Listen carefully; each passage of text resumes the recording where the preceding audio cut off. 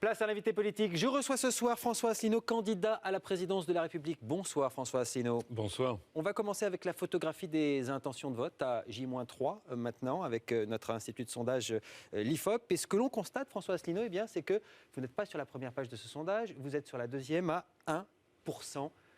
Qu'est-ce que vous attendez avec une telle intention de vote ? Écoutez, on va voir déjà ce que ça va donner. Moi, je sais que aux élections régionales de 2015, donc il y a 1 an et demi, on avait rassemblé justement pratiquement 1% des suffrages, alors que j'étais totalement inconnu, qu'il y avait plus de listes. Et ça sert à quoi 1%, pardon ? Ça sert à quoi de recommencer ? Mais je ne vais pas faire 1%, j'étais en train de vous dire que je pense que je vais faire bien davantage. Ça serait quoi un bon score pour vous ? Mais écoutez, le plus grand score possible, mais vous savez... Combien ? Vous aimez les chiffres, François Asselineau ? Ah oui, mais c'est le moment. Je ne vais pas prendre d'engagement de cette nature.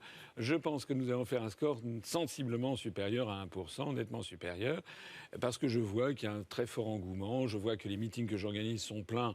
Parfois, on refuse du monde, comme c'était le cas à Nantes hier soir, avec 900 personnes, 1500 personnes à Lyon. Et puis mes meetings, comme vous le savez, j'ai la réputation de faire des meetings assez longs. Les gens restent jusqu'au bout et même après restent là pour avoir des... Vous dites un peu plus d'1%. Ah non, la question est de savoir, dans le cadre d'une présidentielle, à quoi ça sert de faire... Allez, quand bien même vous doubleriez ce chiffre-là. Je pense que je vais faire plus que ça encore. Voilà. Quel est le sujet, j'allais dire, de cette candidature ? Parce que vous êtes nombreux à dire que vous voulez sortir de l'Europe, il y a d'autres gros candidats qui le disent. Mais pas du tout. Quelle est votre valeur ajoutée, j'allais dire ? Justement, c'est que moi, je suis le seul à proposer de mettre en œuvre la sortie de l'Union européenne dès mon élection par la mise en œuvre de l'article 50. Je l'ai dit, redit, ça fait un mois que je le dis, mais maintenant les gens ont compris. On voit qu'il y a d'autres candidats prétendument grands, mais qui sont surtout grands par les ruses et par l'escroquerie intellectuelle, qui essaient de faire croire une chose et son contraire. Monsieur Mélenchon, pendant plusieurs semaines, on m'a dit qu'il voulait sortir de l'Union européenne, de l'euro. Vous avez vu à Dijon, je crois que c'était avant-hier, il a dit qu'il était hors de question de sortir de l'Union européenne et de l'euro. Madame Le Pen, on ne sait plus non plus à quoi s'en tenir. Elle dit que maintenant, la sortie de l'euro, ça sera peut-être après les élections italiennes. Elle dit qu'il y aura un référendum. En même temps, vous le dites aussi sur d'autres questions intéressantes et majeures. Donc Oui, mais attendez. Moi, je prends un engagement solennel, tout le monde le sait. On met en œuvre l'article 50 pour sortir de l'Union européenne, de l'euro. Pour vous, les autres, ce sont des faux candidats anti-système, ceux qui se proclament comme tels ? Moi, j'aime pas trop ce truc anti-système. Ça fait un conspirationniste. Ils sont tous conspis, n'est-ce pas ? Ils sont tous complotistes. Ils parlent tous du système. Moi, je suis des choses très claires. Je propose aux Français de sortir de l'Union européenne. Mais pourquoi je le propose ? C'est pas parce que j'ai entendu des voix, c'est tout simplement parce que... vous dénoncez vous aussi un système. Oui, mais c'est parce qu'il y a un système qui aujourd'hui empêche la France d'avancer. Non, c'est parce que les traités européens ligotent la France. Moi, je veux augmenter, par exemple, le SMIC, le faire passer de 1140 à 1350 € par mois net. C'est rendu impossible par la Commission européenne, notamment son rapport du 18 mai 2016, appliqué en fonction des traités. Je veux augmenter à 950 € par mois les retraites de tous les Français, en France et outre-mer, et également l'allocation handicapée. Tout ça, c'est interdit, en fait, par l'application des traités européens. Monsieur Mélenchon nous fait toujours des trucs, des salades du style, il veut la paix, il veut ci, il veut ça, mais il ne veut pas sortir de l'Union européenne. Or, l'article 42, excusez-moi, je le cite, du traité sur l'Union européenne, nous place sous la tutelle de l'OTAN. Alors, il fait comment, monsieur Mélenchon ? En réalité, monsieur Mélenchon, il enfume les Français. C'est pas la première fois, d'ailleurs.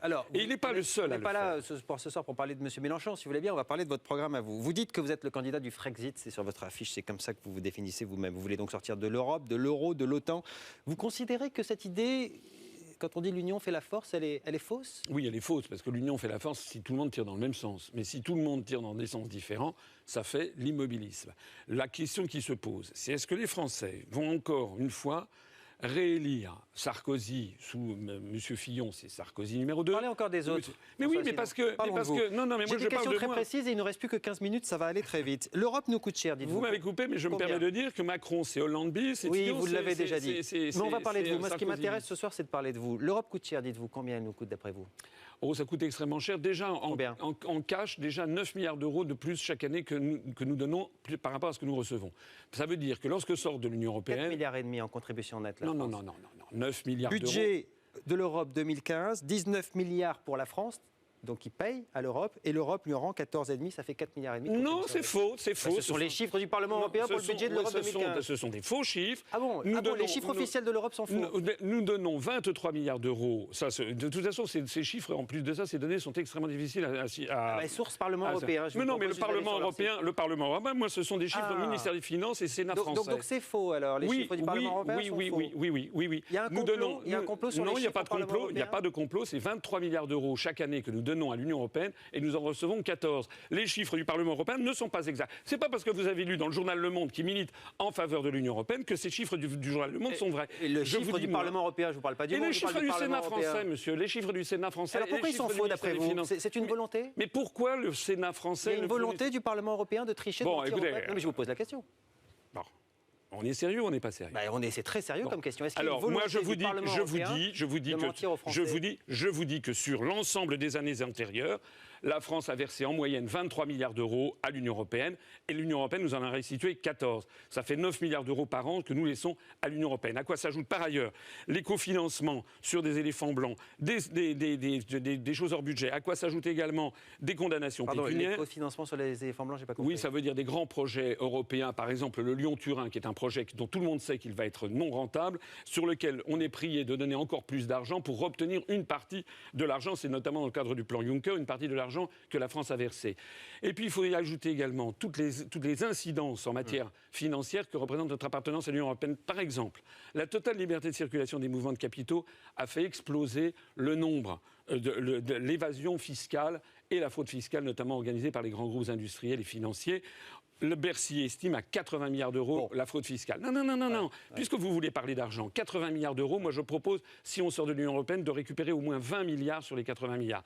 Et puis il faut y ajouter encore toutes les normes qui s'imposent aux artisans, aux commerçants, aux TPE, aux PME, etc., qui pèsent et qui viennent de Bruxelles, et ça c'est pas moi qui le dis, allez voir les calculs qui avaient été faits au Royaume-Uni, ce sont des dizaines de milliards d'euros qui se pèsent sur les coûts de gestion des entreprises. Ça va être un formidable allègement des charges sur les entreprises. Vous voulez sortir de l'Europe, vous dites je serai le seul à activer l'article 5 qui est le seul article qui permet effectivement le Brexit en Grande-Bretagne, ce serait le Frexit ici en France. Une fois sorti, vous voulez un retour au franc parce que vous estimez que l'euro est trop cher pour notre économie. Vous le dévaluez à combien le franc ?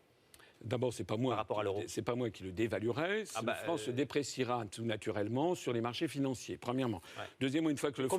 Combien vous l'estimez? En gros, selon les estimations, c'est pas moi. Il y a le Fonds monétaire international, Natixis, Nomura. En gros, entre 6 et 15%. Voilà. Une moyenne de 10% à peu près. Voilà. Donc ça veut dire que du jour au lendemain, tout le monde perd 10% de la valeur de son patrimoine parce absolument pas. On passe d'une valeur en euros. La dette, par exemple, qui est libellée en euros. Absolument pas. Ça, c'est pour faire peur encore. Elle renchérit de 10% du jour au lendemain. C'est faux. C'est encore une fois une faute. Pour le coup, c'est mathématique. Non. Alors expliquez-nous ça. C'est faux parce que la dette J'ai une dette en euros, le franc est 10% moins cher que l'euro du jour au lendemain, donc la dette augmente de 10%. Non, la dette sera remboursée en francs. Ça s'appelle la lex monetae si c'est en droit national. C'est l'argument de Marine Le Pen, donc il est valable alors. Mais l'argument de Marine Le Pen, elle l'a piqué chez nous, bien entendu. Je ne vais pas dire que Madame Le Pen a tort parce qu'elle donne un argument qui est exact. Vous savez, regardez ce qui s'est passé au moment dans l'autre sens, lorsque des gens avaient des créances en Deutschmark, par exemple, sur l'Allemagne. C'était la monnaie la plus solide du monde. Et ça a été ensuite remboursé en euros. Les gens les créanciers n'ont pas eu à protester. Ils ont été remboursés en euros, alors qu'ils pouvaient légitimement regretter de ne pas être remboursés en Deutschmark. Je voudrais dire quelque chose sur l'euro. Parce que je sais qu'on essaye de faire peur aux Français, en particulier aux gens qui ont du patrimoine. Moi, il se trouve que j'ai un patrimoine aussi. Moi, je suis français. Je ne vis pas sur la planète Mars. Vous s'est déclaré d'ailleurs un appartement à Paris, 3 millions d'euros, si je ne me trompe pas. Non, 1 500 000 euros. Une maison de campagne. Et 2 appartements en Polynésie D'accord. En tout cas, je signale que moi, je suis un haut fonctionnaire. Monsieur Macron, lui, a gagné 3 millions d'euros par an, paraît-il. Il paraît qu'il n'a rien comme patrimoine. Donc, de deux choses, soit il a menti, ça tombe sous le coup de la loi, soit c'est un panier percé, il ne faut pas lui donner la gestion de la France. Mais revenons quand même à ce qu'on dit, parce qu'on fait peur aux Français, en particulier aux personnes âgées qui ont du patrimoine. Il faut que les Français sachent que si nous restons l'euro va exploser. Actuellement, il y a maintenant 829 milliards d'euros. Excusez-moi du détail. C'est un nombre qui est donné chaque mois par la Bundesbank, qui se sont venus des pays du Sud et qui sont en Allemagne. Pourquoi ? Parce que l'euro est une cote mal taillée entre les différentes monnaies de l'Union européenne. L'euro n'est pas assez cher pour la compétitivité de l'économie allemande, qui dégage des quantités d'excédents commerciaux et qui ponctionne en fait les richesses des pays du Sud. Ceci va exploser. Premièrement, quand ça va exploser, ça risque de nous coûter des dizaines et des dizaines de milliards d'euros à la collectivité. J'ajoute aussi autre chose, c'est qu'il y a une crise bancaire qui couve et les réglementations européennes nous ont dit maintenant que toute personne qui a dans un compte bancaire plus de 100 000 euros risque d'être ponctionnée du jour au lendemain. Donc c'est plutôt de ça que devraient avoir peur les Français. En parlant de ne pas pouvoir peut-être retirer tout l'argent qu'on voudrait du jour au lendemain aux distributeurs, il y a une mesure qui le permet, ça s'appelle le contrôle d'échange, vous la préconisez ? Oui. Absolument. Donc ça veut dire que du jour au lendemain, vous allez dire aux Français, attention, on ne pourra pas retirer plus que tant parce que non, ça, il y a risque d'y avoir une fuite des capitaux. Non, c'est le contrôle, le contrôle des mouvements de capitaux. Oui, non, mais dans le contrôle d'échange, ça prévoit ça. Oui, c'est une mise en séquestre de l'argent des Français. Non, le contrôle d'échange. C'est ça que vous proposez. Non, pas du tout. Pas du tout. C'est un réquisitoire, c'est plus une interview. Non, ce sont des questions précises. Oui, mais contrôle d'échange, ça ne veut rien dire pour les Français. Alors on leur explique. Mise sous séquestre de l'argent. Pas du tout. Avec possibilité de contrôler, y compris les retraits aux distributeurs. Non. Alors vous savez ce que c'est que l'Union européenne? C'est le patrimoine public et privé français qui est vendu à l'émir du Qatar et à la Chine continuellement. D'accord, mais ça, c'est pas ma question. Non, mais moi, parce que si vous voulez qualifier de façon polémique, je veux rétablir un contrôle des mouvements de capitaux, parce que s'il n'y a plus de contrôle des mouvements de capitaux en France, vous savez qu'il y avait un contrôle des mouvements de capitaux en France jusqu'en 92. Depuis qu'il n'y en a plus, ça a été la porte ouverte aux délocalisations. Allez dire aux ouvriers de Whirlpool qui voient en ce moment l'usine fermée que c'est mal le contrôle des mouvements de capitaux. C'est justement parce qu'il n'y a plus de contrôle des mouvements de capitaux que Whirlpool est en train de délocaliser son usine en Pologne avec la bénédiction des traités européens. Voilà ce que c'est que les contrôles de mouvements de capitaux. J'ajoute aussi que contrairement à ce qu'on veut faire croire aux Français, c'est pas la modernité qui est la liberté des mouvements de capitaux. Tous les grands pays du monde qui réussissent, la Chine, l'Inde, l'Asie du Sud-Est, etc., contrôlent les mouvements de capitaux. Ce sont seulement les pays de l'OCDE qui ont interdit le contrôle des mouvements de capitaux, avec le brillant résultat que l'on voit. Tous les pays, à commencer par les États-Unis d'Amérique d'ailleurs, sont en train de voir toute leur industrie s'effondrer et disparaître. Alors, vous parlez de souveraineté, vous en faites un pilier de votre programme. Est-ce que la souveraineté, à un moment donné, c'est pas contrôler le portefeuille, j'allais dire, les rentrées fiscales, les sorties, les dépenses, la dette qui n'enfle pas? Vous n'avez rien de tout ça extrêmement précis dans votre programme. Vous parlez du Frexit, vous parlez effectivement de la sortie de l'euro, de la sortie de l'OTAN, et vous dites l'intendant suivra. Et si ça ne suit pas, d'ailleurs, on posera la question aux Français par référendum. Est-ce que la présidentielle, c'est pas fait pour répondre à ces questions-là? D'abord, pourquoi leur dire votez pour moi maintenant et puis demain on verra ce qu'on fait par référendum? Attendez. Non. Là, vous êtes vraiment, c'est vraiment de la provocation. S'il y a bien quelque. Vous ne proposez pas des référendums après l'élection? Oui, je propose des référendums. Sur la question de la dette? Sur la question de la dette. Sur la question de l'énergie? Oui. Sur la question de la dette, sur la question de l'immigration, qui sont des questions qui doivent être à laquelle il faut répondre dès la présidentielle, normalement. Non, parce que l'immigration, c'est réglé par les articles 67, 79 du traité sur le fonctionnement de l'Union européenne. Ça ne sert strictement à rien de parler des questions d'immigration. Tout est déjà géré à Bruxelles. Moi, je dis aux Français, récupérons déjà notre pouvoir. Donc c'est ça. Maintenant, si on veut parler précisément, et si on veut parler sérieux, j'ai le programme le plus sérieux et tous les téléspectateurs peuvent aller voir sur asselineau2017.fr ou sur upr.fr toutes mes analyses. Et maintenant, je voudrais qu'on parle, puisque c'est ça, de sérieux.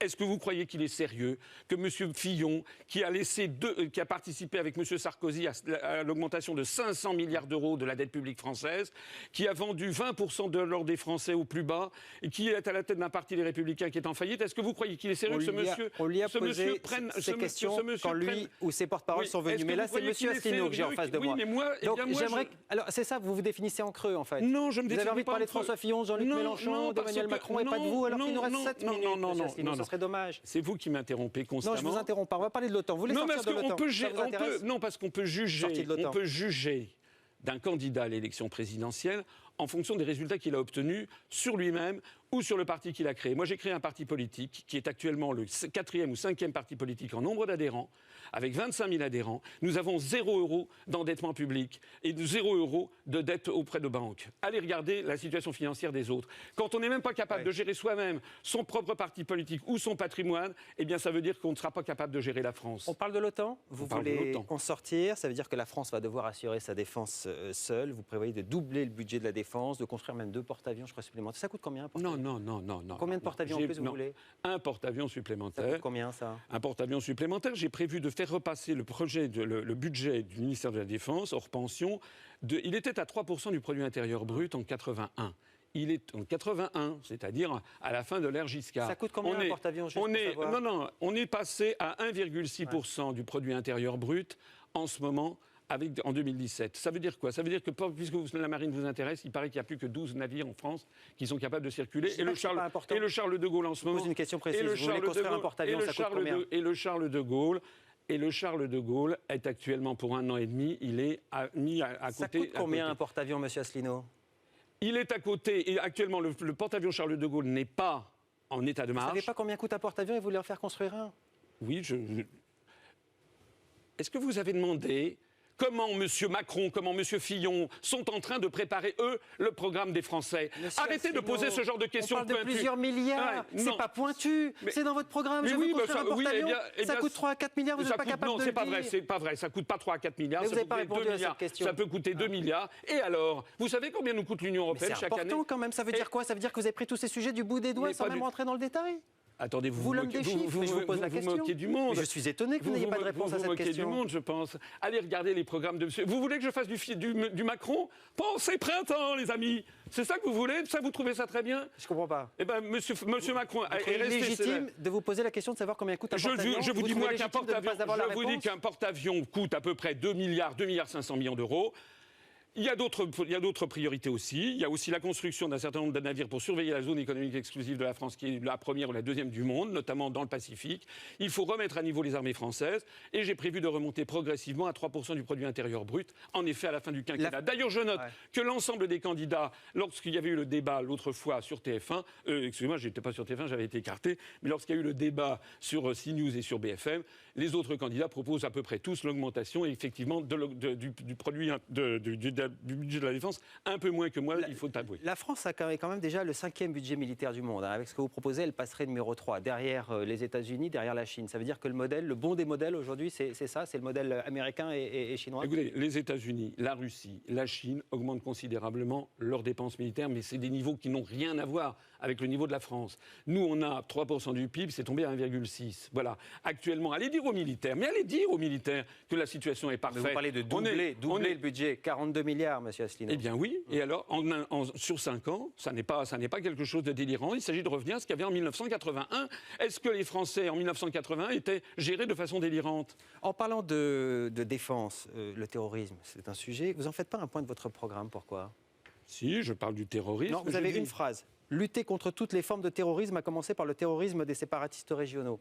Voilà, je ne sais pas si c'est l'urgence dans la lutte contre le terrorisme aujourd'hui, mais il n'y a pas de détails. Pourquoi vous ne mettez pas de détails à cette question-là? C'est une partie du programme. Je me suis exprimé de nombreuses fois sur chaque fois que je suis interviewé sur des chaînes de radio ou de télévision.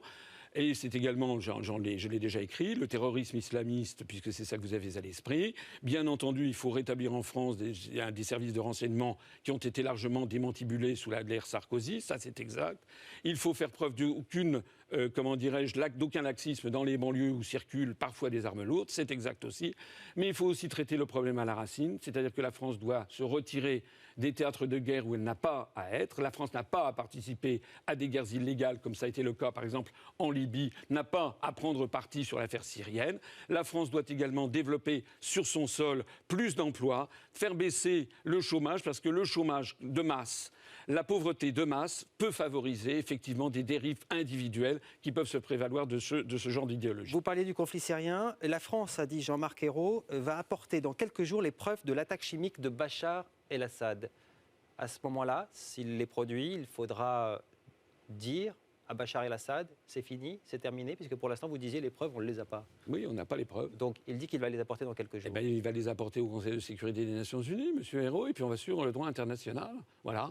L'ONU, rien que l'ONU, c'est ça que vous dites? C'est le droit, ça s'appelle le droit international. Vous êtes contre? C'est pas très gaulien, ça? Ah, mais vous êtes contre le droit international, vous? Non, je vous pose la question. Donc l'ONU, rien que l'ONU. Mais quand vous allez en Crimée pour, par exemple, défendre la position russe qui n'a pas respecté le droit international, c'est plus le droit international, c'est plus l'ONU, là, monsieur Asselineau. Et quand vous défendez les États-Unis avec la prison de Guantanamo... Moi, je défends personne, moi. Puis je suis pas candidat. Oui, bien entendu. Mais vos questions sont toujours systématiquement orientées, monsieur. Mais pas du tout. Vous me dites rien que le droit international et vous allez défendre en Crimée la position russe qui est contraire au droit international. Non, je m'interroge juste. Et le Kosovo? Et le référendum au Kosovo et le référendum au Sud-Soudan, c'est quoi exactement? Non, je vous parle de votre position à vous, monsieur Asselineau. Vous me dites, il n'y a que l'ONU qui peut gérer ce genre de conflit. Donc j'essaie de trouver une cohérence globale. Oui. Quand il s'agit de la Russie, vous n'êtes pas sur cette position, semble-t-il. Je suis désolé, il y a eu un référendum en Crimée qui vaut bien celui qu'il y a eu au Kosovo. La France a reconnu la République du Kosovo. La France proteste contre la Crimée. C'est la France qui fait du deux poids, deux mesures. C'est absolument scandaleux. Je maintiens en effet que le référendum qui a eu lieu en Crimée a été approuvé par une très large majorité de la population. Tout le monde le sait. Allez parler en diplomate, mais derrière derrière les portes capitonnées, vous verrez ce qu'ils vous diront. Une dernière question. Vous parlez souvent du grand complot américain. Vous avez Non, je ne parle jamais. C'est vous qui parlez. Je n'ai jamais parlé du mot Vous complot. dites en tout cas que si, l'Europe, c'est quand même du complotisme américain. Non, pas du tout. J'ai Dès dit le départ, non. que Schuman était même un agent de la CIA. Ça n'est pas moi qui le dis. Ça n'est pas moi qui le dis. C'est un article du Daily Telegraph, qui est le plus grand journal britannique, du 19 septembre 2000, qui figure d'ailleurs sur notre site. J'aimerais que vous ayez le temps de votre réponse. Vous avez annoncé il y a quelques jours vouloir rétablir dans la Constitution le crime de complot contre la sûreté de l'État et même le crime de haute trahison pour le président de la République. Vous considérez qu'il y a des traîtres qui pourraient passer en justice sur ce terrain-là ? C'était dans la Constitution de 1958, rédigée par Charles de Gaulle. Vous pensez qu'aujourd'hui, il y a par exemple des présidents qui seraient passibles de haute trahison ? C'était dans la Constitution de 1958 de Charles de Gaulle. Il était question du complot contre la sûreté de l'État et du crime de haute trahison du président de la République. Et aujourd'hui, vous voyez des traîtres ? Non, mais ce qu'il faut savoir, les Français ne le savent pas forcément, c'est que ces deux incriminations ont été retirées discrètement de notre Constitution par deux lois constitutionnelles, dans le dos des Français, par un accord entre l'UMP et le Parti socialiste. Je veux revenir au texte d'origine de Charles de Gaulle. Temps de parole oblige, on sera obligé de s'arrêter là. C'est dommage, j'avais bien d'autres questions, mais je pense que les Français auront eu quelques-unes de vos réponses sur des détails importants de votre programme. Merci à vous, François Asselineau. Merci. On se retrouve pour le grand décryptage. On va parler sondage et de leur valeur potentielle, prédictive, j'entends. À tout de suite.